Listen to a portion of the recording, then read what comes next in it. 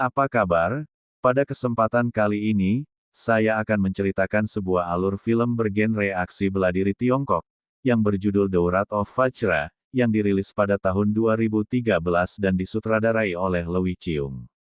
Di awal film, dijelaskan pada tahun 1930 sektor kematian Jepang bernama Hades, menculik anak dari beberapa negara dan melatihnya sebagai pembunuh, dengan tujuan untuk menghancurkan semangat perjuangan Cina dari dalam, dan ketika Perang Dunia Kedua, Hades dibubarkan karena strategi invasi Hades bertentangan dengan militer Jepang. Namun setelah 12 tahun berlalu, terlihat penguasa Jepang kala itu mendatangi mantan pemimpin Hades bernama Amano Kabau untuk memintanya membangun pengganti Hades. Kala itu, militer Jepang sudah kewalahan menghadapi pemberontakan dari rakyat Cina. Setelah itu, Amano pergi menemui muridnya yang paling setia bernama Daisuke, dan memerintahkannya dalam waktu 1 bulan untuk mengumpulkan 4 petarung Hades dan membangun kembali kuil Hades untuk menandingi kuil Shaolin Selatan. Akan tetapi untuk mencapai tujuan mereka itu, Daisuke harus berhadapan dengan salah satu mantan murid Amano bernama Gushi atau K-29 yang dahulu dijuluki sebagai Raja Fajra, dan dalam misi ini, Daisuke akan dibantu oleh putri dari Amano bernama Eko yang berprofesi sebagai wartawan dan akan menyebarkan berita-berita kemenangan yang telah diraih oleh Hades. Di sisi lain Gushi kala itu tinggal di kuil Shaolin Selatan bersama adiknya yang bernama Shin Kong. Shin berpindah. Di mana kala itu ada sekelompok tentara Cina yang dipimpin oleh seorang letnan bernama Bill telah ditangkap dan dibawa ke kuil Hades yang berada di sebuah pulau terpencil. Di sana mereka akan dipaksa tanda tangan untuk menjadi bagian dari Hades, dan jika tidak mau mereka akan terus bertarung sampai mereka tewas di tempat itu. Kemudian, para tentara itu ditempatkan di sebuah penjara bersama tawanan lainnya. Tak berselang lama, salah satu petarung terhebat Hades yang dijuluki Fajra Neraka bernama Tatsuma Kurai datang ke tempat orang yang akan bertarung dengannya. Akan tetapi, orang itu malah tertawa dan tak percaya bahwa para tentara itu adalah seorang Fajra. Kemudian, Daisuke memintanya untuk kembali ke dalam Hades, akan tetapi dia menolak dan lebih memilih untuk terus bertarung. Di sisi lain Gushi pergi mendatangi gurunya yang telah berada di penghujung hidupnya. Setelah itu, sang guru meminta Gushi untuk melawan Hades agar tidak ada lagi penindasan yang dilakukan Hades kepada masyarakat. Singkat cerita, sang guru akhirnya meninggal diiringi dengan doa yang dipanjatkan oleh para muridnya. Di tengah kesedihannya itu, Gushi menyiapkan tempat pemakaman untuk gurunya, sedangkan Bill dan pasukannya terus bertarung dengan petarung Hades. Dan saat Gushi berada di upacara pemakaman gurunya, tiba-tiba ia mendapat kabar bahwa adiknya telah diculik oleh kelompok Hades. Beralih di kuil Hades anak-anak yang telah diculik sudah sampai di sana. Karena ketakutan Shin Kong pun mencoba melarikan diri namun Daisuke malah mencekik dan melemparkan Shin Kong. Di sisi lain Gushi telah sampai di kuil Hades, ia disambut oleh Daisuke yang bermaksud mengajaknya kembali ke dalam Hades. Namun Gushi menolak dan meminta Daisuke mengembalikan anak-anak yang telah Hades culik. Karena itu Gushi akhirnya harus bertarung dengan Tatsuma Kurai yang saat itu sedang bertarung dan berhasil membunuh lawannya. Akan tetapi, saat Tatsumaku bertarung dengan Gushi ia dibuat bonyok dan tidak bisa memberikan perlawanan apapun. Di tengah pertarungan itu, Gushi meminta Tatsumaku untuk menyerah dan bertobat, tapi karena Tatsumaku menolak Gushi pun membunuhnya. Kemudian dalam 2 hari lagi Gushi harus kembali bertarung dengan seseorang yang dijuluki si monyet gila, dan ketika Gushi berada di tempat istirahatnya, Eko mendatangi Gushi dan bertanya, mengapa Gushi mencoba menghalangi jalan Hades?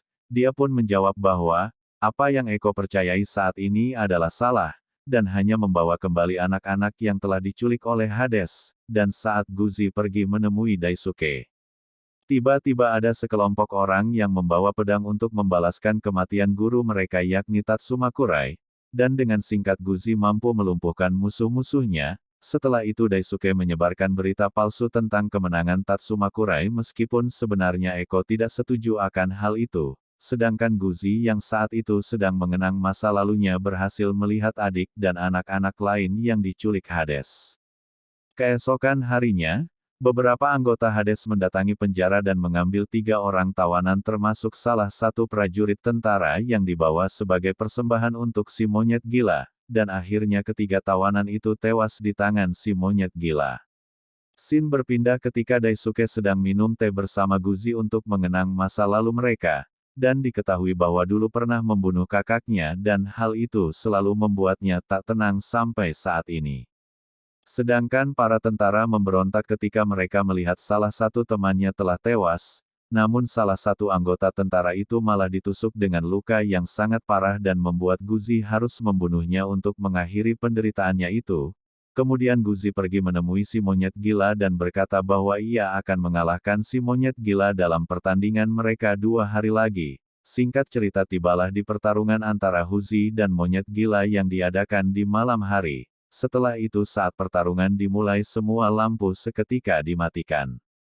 Hal itu membuat si monyet gila lebih leluasa untuk menyerang dan menghilang di tengah kegelapan malam, tapi Eko malah nyalakan lampu kameranya dan membuat penglihatan dari si monyet gila menjadi terganggu.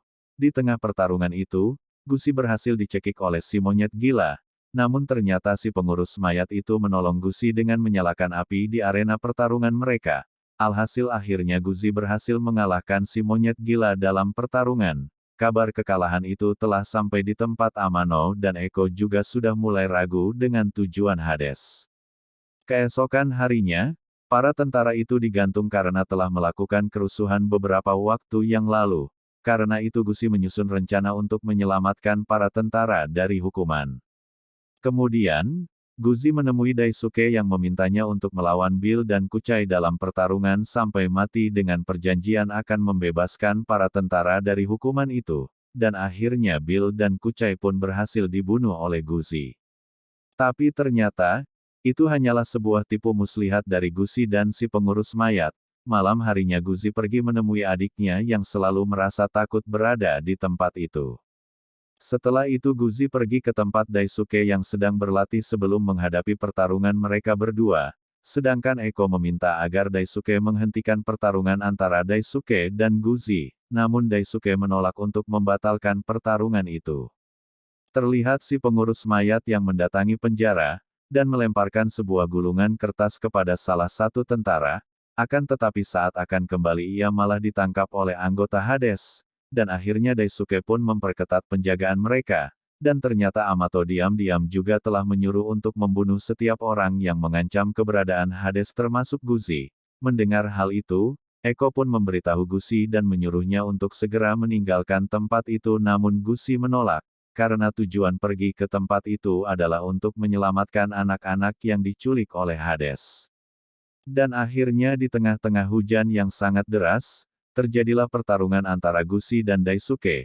Di sisi lain, para tahanan juga tengah melakukan pemberontakan kepada Hades, dan dalam pertempuran itu Eko tewas karena terkena tusukan pedang, sedangkan dalam pertarungan itu Guzi terkena cukup banyak pukulan Daisuke. Akan tetapi semangatnya kembali menyala setelah ia mengetahui bahwa si pengurus mayat itu adalah kakaknya, yang ternyata masih hidup. Pertarungan pun kembali dilanjutkan hingga Daisuke dapat dilumpuhkan menggunakan jurus mematikan milik Guzi. Dan di akhir hidupnya itu, Daisuke akhirnya melihat bahwa apa yang menjadi pemikirannya selama ini adalah salah dan Daisuke pun modar. Di akhir film terlihat Guzi bersama dengan Shin Kong dan kakaknya sedang berada di kuburan tempat dimakamkannya Eko dan film pun tamat.